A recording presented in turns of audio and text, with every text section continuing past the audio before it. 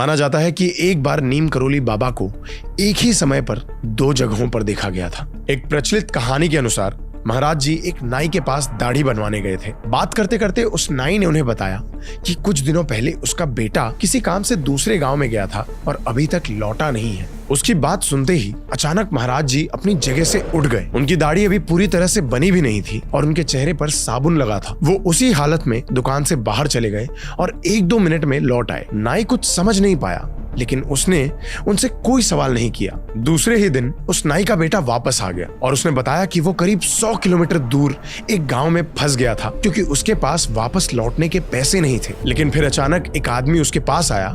उसके चेहरे पर साबुन लगा हुआ था। उसने अपनी पहचान बताए बिना ही उस लड़के को पैसे थमा दिए और उससे कहा कि अपने पिता के पास लौट जाओ। बेटे की ये बात सुनकर वो नाई समझ गया कि ये जरूर महाराज जी का ही चमत्कार था। लेकिन उस वक्त तो महाराज जी उसके साथ थे और सिर्फ कुछ ही मिनटों के लिए बाहर गए थे।